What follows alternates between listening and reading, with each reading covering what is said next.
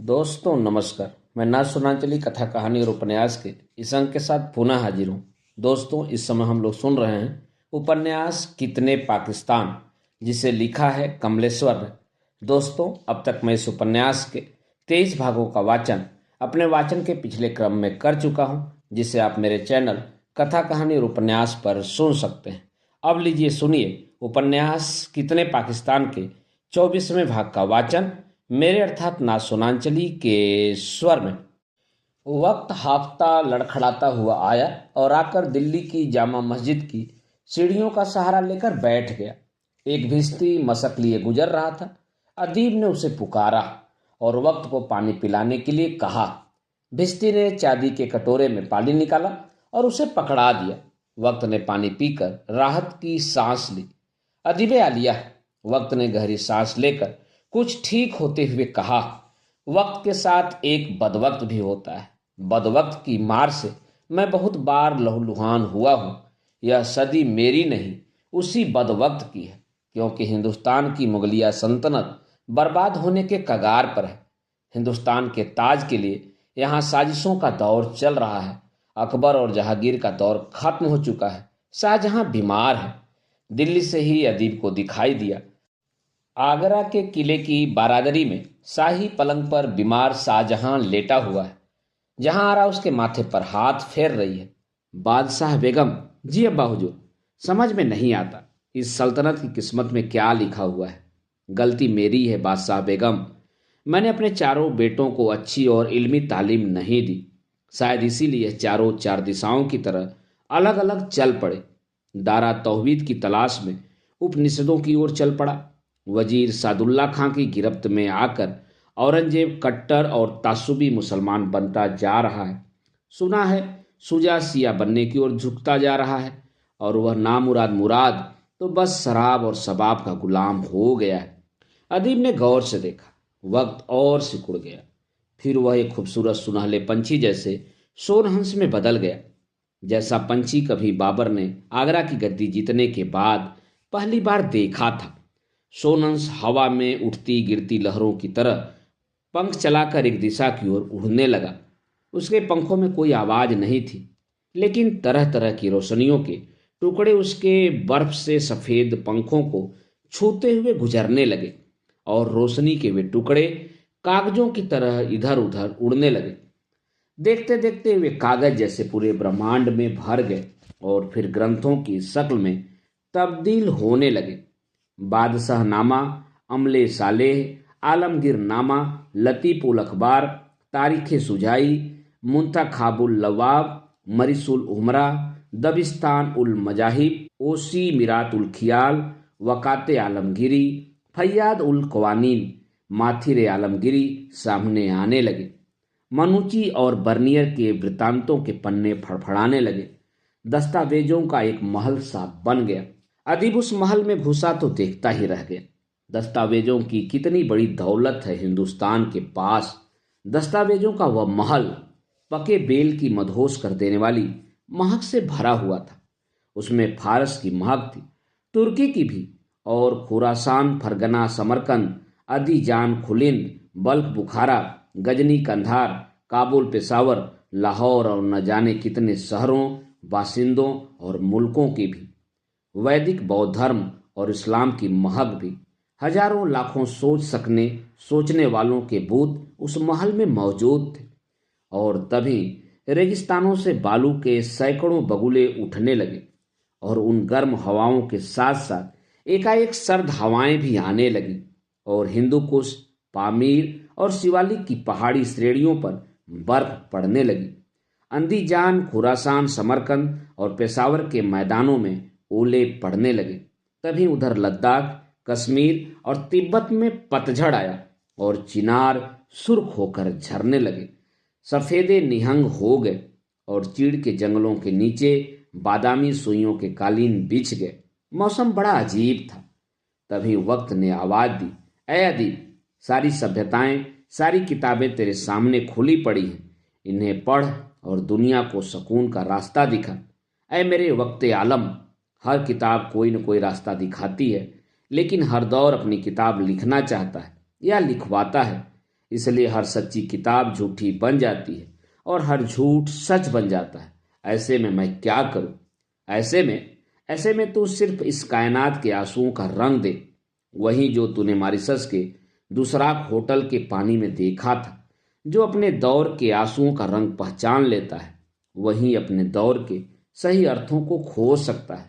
ऐ अदीब, अपने आंसुओं के समंदर को संभाल।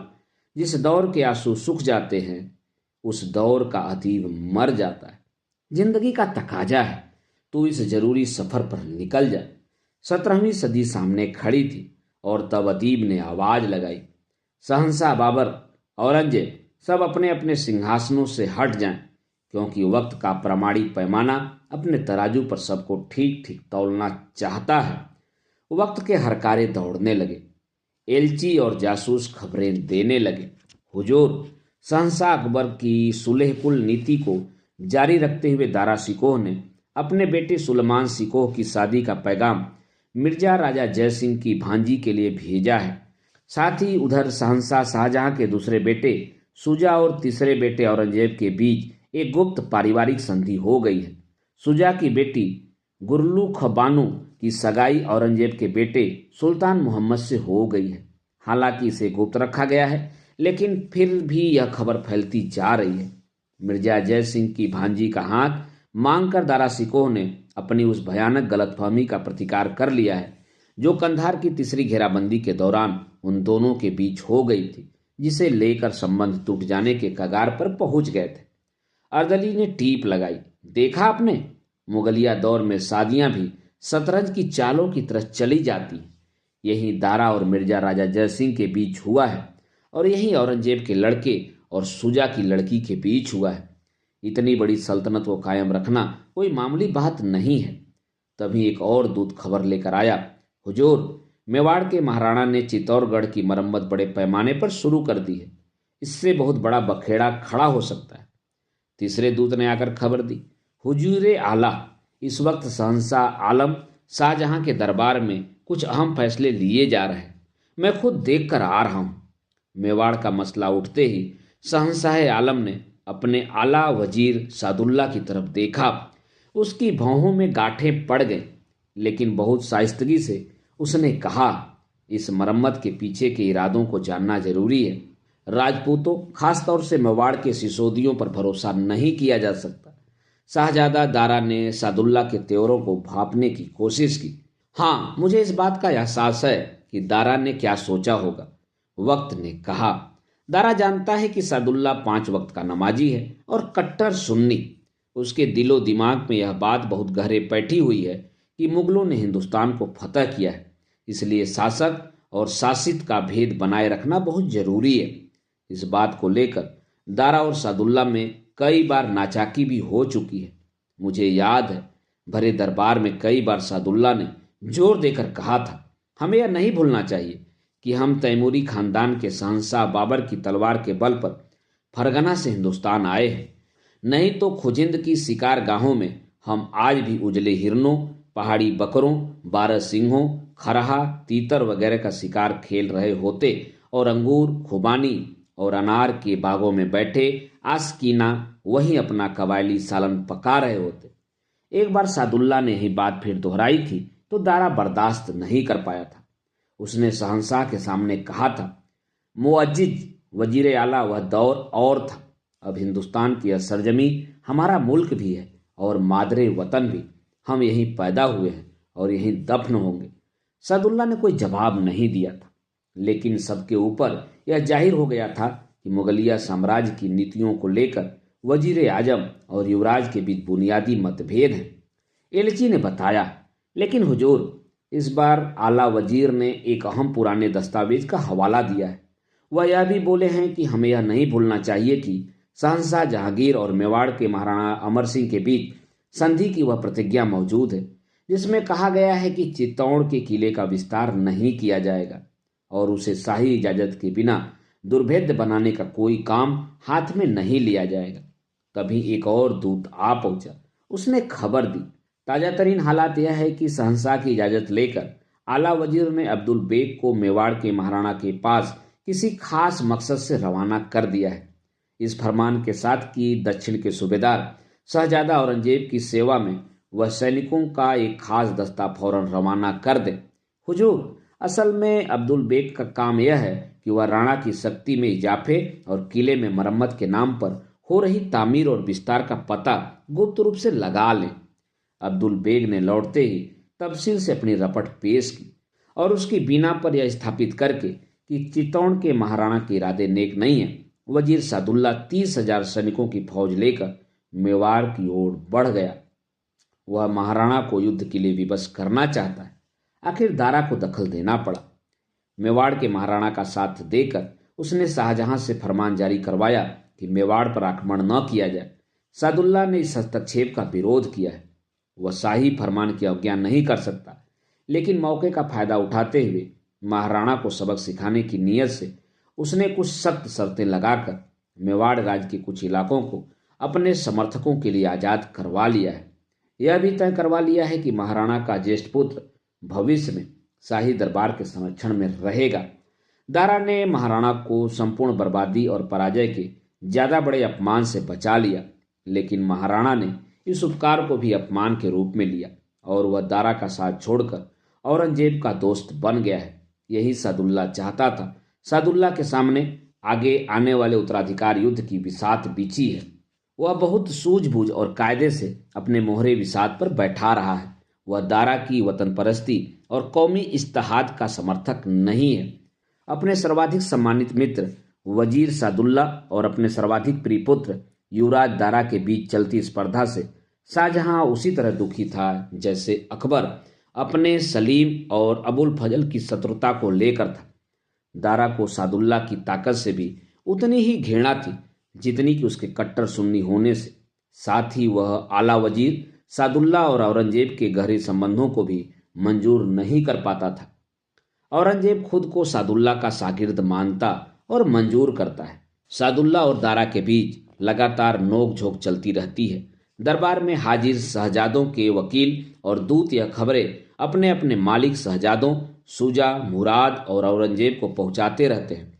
सादुल्ला नेक और जहीन आदमी है, लेकिन वह अपने रास्ते के ऋणों को मंजूर नहीं करता। दारा के मन में कोई भी कलुषता नहीं है, पर यह दो अहम व्यक्तियों के अहंकार और महत्वाकांक्षाओं का युद्ध है। दारा भावुक, अध्ययनशील और सर्वप्रिय युवराज है। सादुल्ला एक विजेता जाति का समर्थक, गंभीर, योग्य वजीर और कट्टर मुसलमान है। शाहजहां का शासनकाल अंतर्विरोधी खिंचावों का दौर है, जहां कट्टर धर्मांध भी हैं और उदार तथा न्यायवादी जनवादी भी। और फिर मौजूद है दक्षिण का मसला, जहां का सूबेदार है औरंगजेब। दक्षिण के प्रश्न पर आला वजीर सादुल्ला, औरंगजेब और रोशन आरा का गरम दल एक ओर है तो दूसरी ओर है दारा और जहां आरा का नरम दल। अंततः यह दलीय युद्ध ही उत्तराधिकार युद्ध का मूल कारण बन रहा है। अदीब ने इन सारे इतिहास की भूमिका तो जान ली, पर शहजादों के दिमागों में बिछी विषाद पर उत्तराधिकार युद्ध के मोहरों में जान पड़ चुकी थी और वे अपनी अपनी जगह अपनी अपनी चाल चलने के लिए विवश थे। अदीब ने आवाज दी, ऐ समय, तुम कहाँ हो? बोलो, वक्त ने पूछा। जब तुमने मुझे इतिहास में दाखिल होने का वरदान दे ही दिया है तो मेरी एक मदद और करो।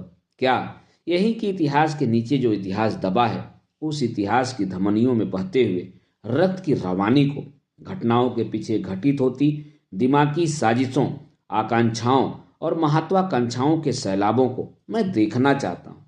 उस अमूर्त, अदृश्य, आकारहीन सत्य को मैं कैसे देखूं? अदीब, मैं तो अदेखा सिलसिला भर हूं, जिसे तुम्ही ने महाकाल जैसा सर्वशक्तिशाली नाम दिया है। तुम्ही ने मुझे सर्वशक्तिमान और सतत बनाया है।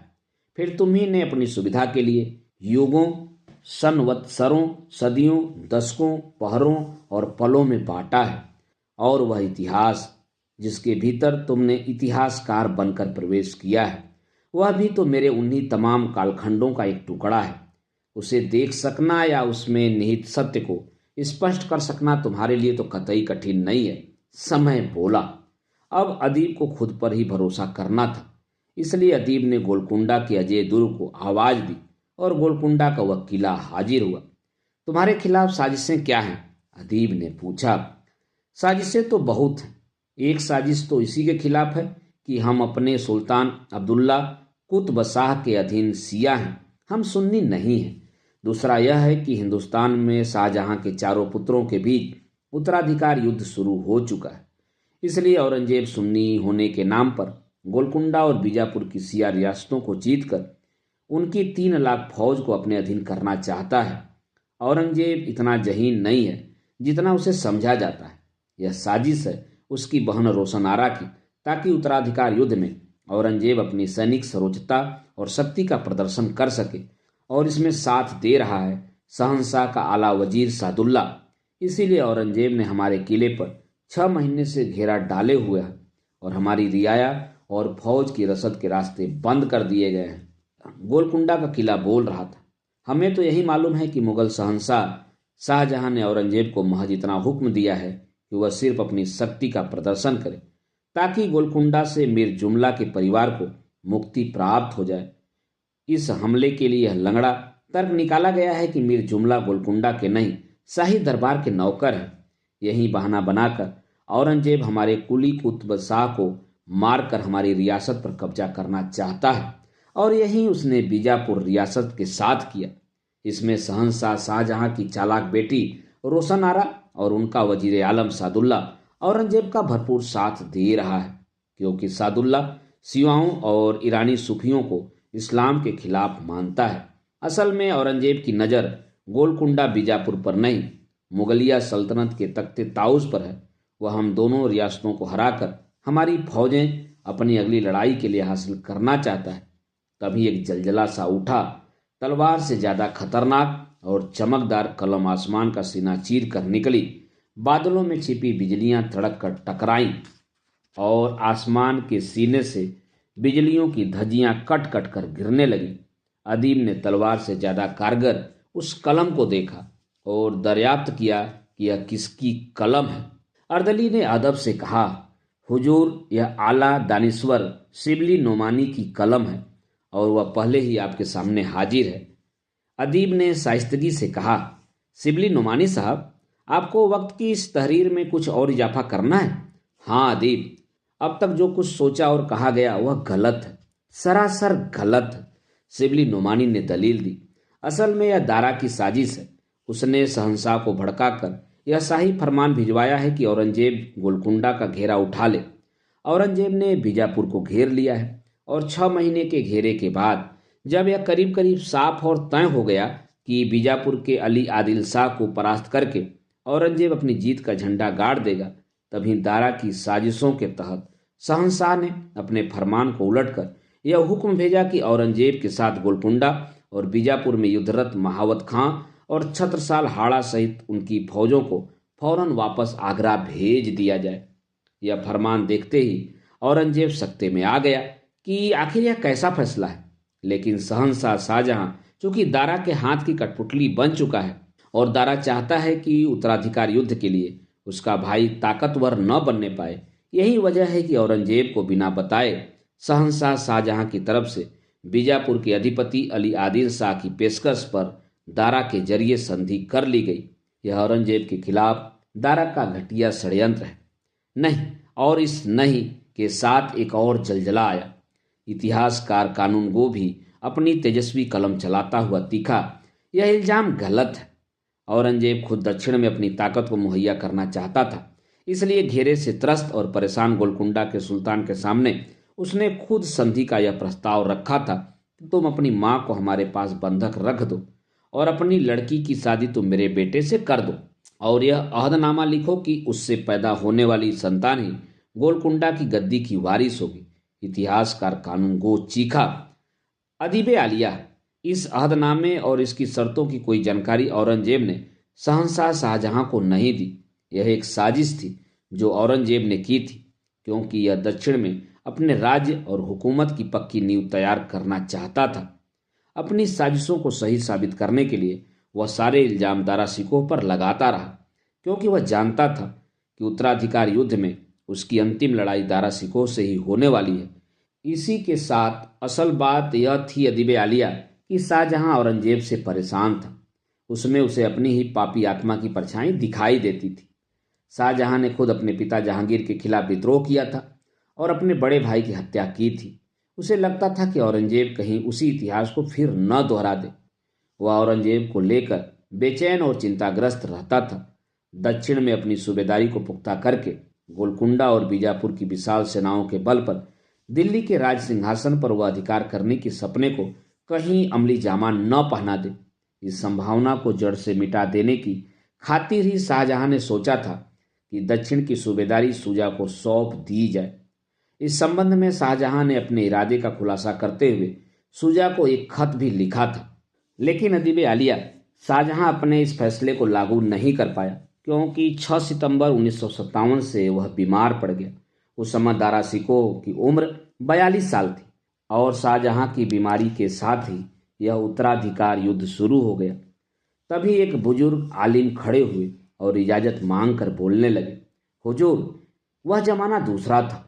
यह सारे लोग उस बर्बर सामंती जमाने को आज की कदरों, विकसित हुए राजतंत्र और आज के जमानों की नज़रों से देखते हैं। इस्लाम ने अपनी राज व्यवस्था के लिए वंशानुगत अधिकार के कुदरती हक जैसी अवधारणा पर कभी गौर ही नहीं किया था। इसीलिए मुसलमान शासकों के यहाँ उत्तराधिकार हक की बिना पर नहीं, तलवार के बल पर तय होता है। इसके अलावा तैमूर वंश में उत्तराधिकार के लिए किया गया विद्रोह या रक्तपात भी निंदनीय नहीं माना जाता। वहां जायज और नाजायज का सवाल ही नहीं, वहां वही जायज है जो तलवार तय कर देती है। इसके अलावा एक दूसरे बुजुर्ग ने बात आगे बढ़ाई, शहजादों के व्यक्तित्व, चरित्र और धार्मिक विचार उनके आपसी उत्तराधिकार युद्ध के लिए कतई जिम्मेदार नहीं है। दारा और औरंगजेब के बीच जो उत्तराधिकार युद्ध हुआ वह हिंदू प्रजा और मुसलमान प्रजा का युद्ध नहीं था। यहाँ मजहब का सवाल है ही नहीं। नहीं तो बारहा के सैयदों ने दारा का साथ न दिया होता और औरंगजेब की तरफदारी के लिए जयपुर के महाराणा राज सिंह उसके पक्षधर न होते। हुजूर, मैं शिबली नोमानी साहब की इस कट्टर दलील से भी सहमत नहीं हूं कि दारा शिकोह धर्मभ्रष्ट हो गया था। दारा का मतभेद मुल्लाओं से हो सकता है और था भी, पर वह हमेशा मुसलमान था, रहा और मुसलमान ही मरा। इस बात को दारा के विरोधी इतिहासकार वर्नियर ने भी मंजूर किया है। शिबली नोमानी खुद को रोक नहीं पा रहे थे, वो बोल ही पड़े। कुछ भी कहा जाए, पर यह बात तय है कि शाहजहां दारा को तख्त सौंपना चाहता था। वो इसलिए कि शाहजहां को औरंगजेब से खून खराबे और विद्रोह का डर था। इस खून खराबे में औरंगजेब शाहजहां को भी मार सकता था। कानून गो ने शिबली नोमानी को टोका, लेकिन वैसा हुआ तो नहीं। शिबली नोमानी ने आवाज ऊंची करके कहा, तलवार से न सही, पर उसने शाहजहां को आजन्म कैद में डालकर तिल तिल अपमानित होकर मरने के लिए मजबूर किया। कानून गो ने टिप्पणी की, जो भी हो, शिबली नोमानी ने अपनी बात जारी रखी। दारा को शहंशाह ने अपने दामन से कभी दूर नहीं होने दिया। शाहजहां ने 20 बरस हुकूमत की, पर दारा साल भर या 15 महीनों से ज्यादा कभी दरबार से दूर नहीं रहा। युद्ध में भी उसने कोई खास कौशल नहीं दिखाया। फिर भी वह 60,000 जात का ओहदेदार बन बैठा। यह ओहदा तो तीनों भाइयों के सम्मिलित ओहदे से ज्यादा बड़ा था। यहाँ तक कि दारा के बेटों तक को ज्यादा बड़ा माना गया। सुलेमान शिकोह काबुल का गैर हाजिर सूबेदार था, उसे 12 हजारी का पद दिया गया। शहंशाह ने शाही खजाना, फौजें, सारे घुड़सवार और सल्तनत का सारा गोला बारूद उसके हवाले कर दिया। उत्तराधिकार युद्ध से पहले ही शहंशाह शाहजहां ने सोने का एक सिंहासन बनवाकर अपने तख्ते ताउस की बगल में रखवाया था, जिस पर उन्होंने दारा शिकोह को बैठाया था। इसके बाद ताजपोशी की रस्म में बाकी क्या रह गया था? तो इसमें गलत क्या था?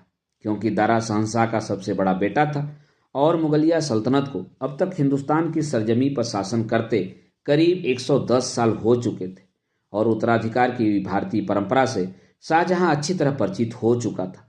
खुद उसके मन का पाप कि उसने अपने बड़े भाई की हत्या करके ताज हासिल किया था, उसे भीतर ही भीतर धिक्कार रहा था। शायद इसीलिए वह अपने बेटों के खून खराबे से बचने के लिए उत्तराधिकार की भारतीय और अधिक सभ्य परंपरा को अपना समर्थन देना चाहता था, लेकिन यह संभव हो ही नहीं पाया।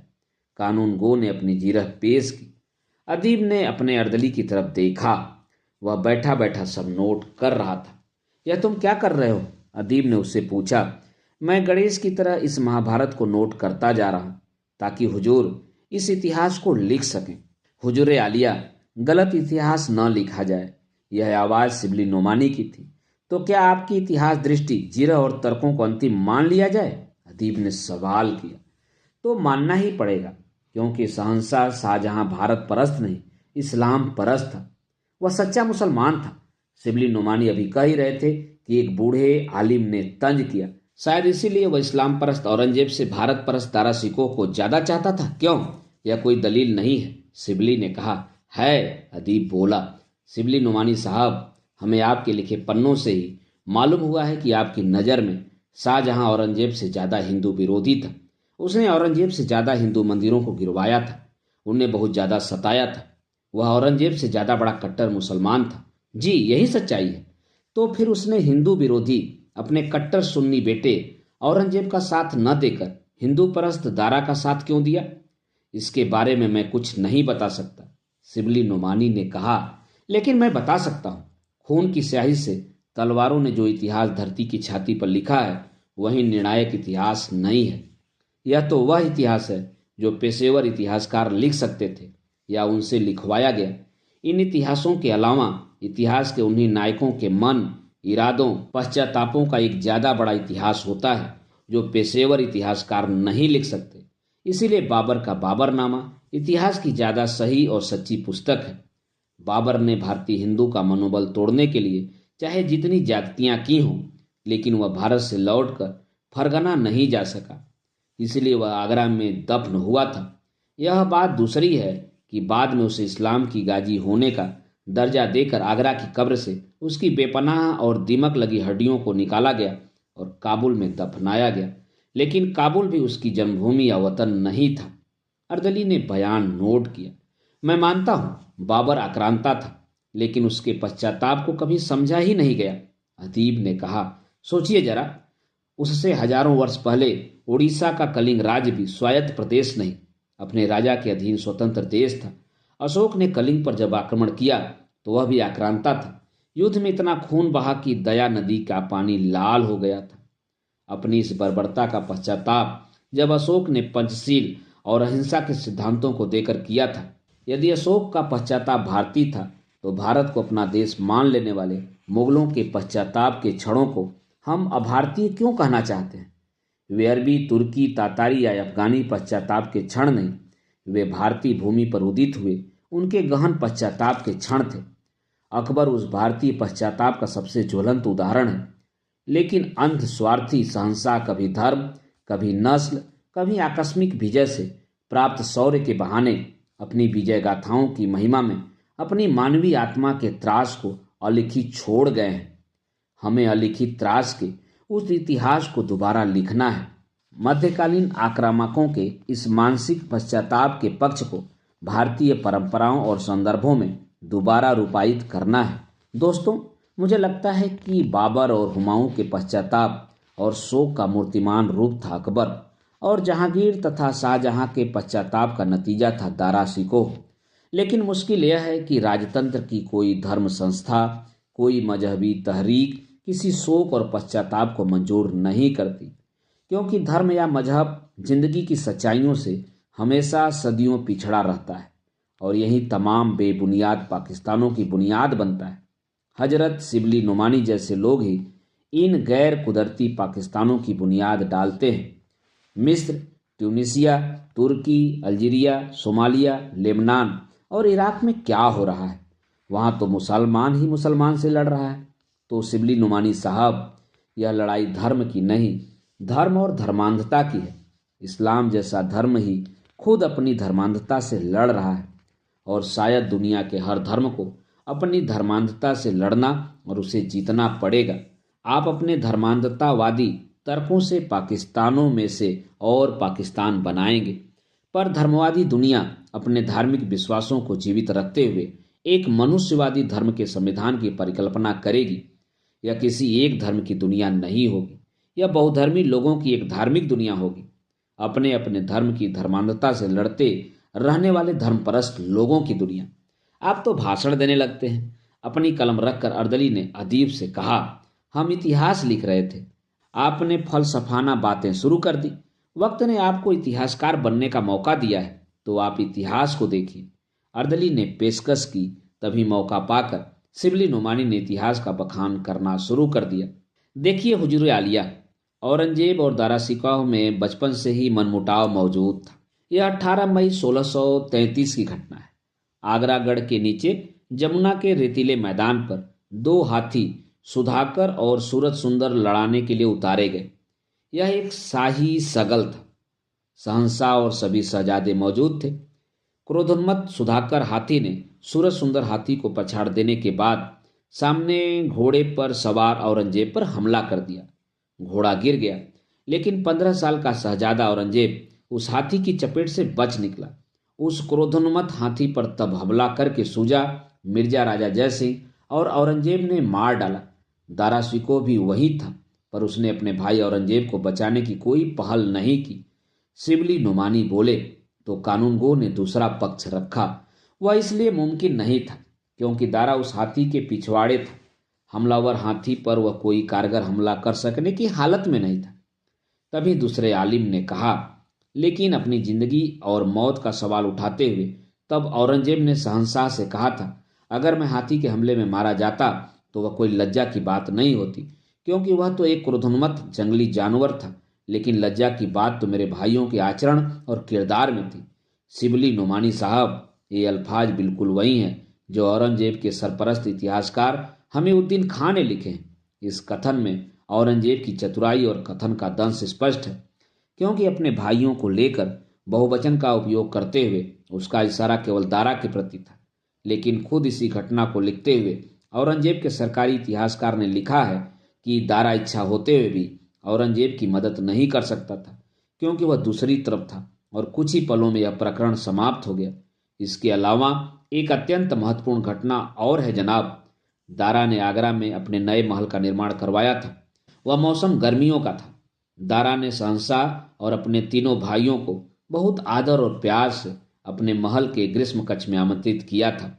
शहंशाह के साथ सूजा और मुराद तो उस ग्रीष्म कक्ष में भीतर चले गए, पर औरंगजेब बाहर दरवाजे पर ही बैठा रहा।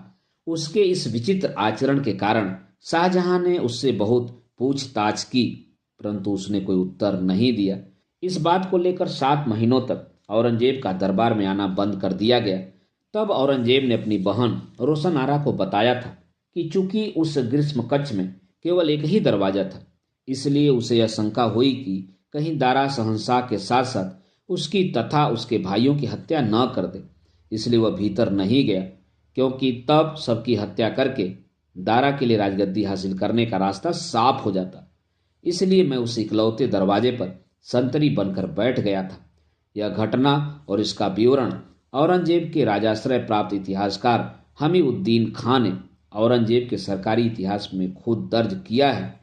इतिहासकार कानूनगो ने तमाम दस्तावेज फहराते हुए एक आशंका व्यक्त की, क्या यह घटना और इसके पीछे छुपी मानसिक साजिश यह स्पष्ट नहीं करती कि एक दिन, किसी न किसी दिन भविष्य में औरंगजेब अपने पिता और भाइयों की हत्या करेगा?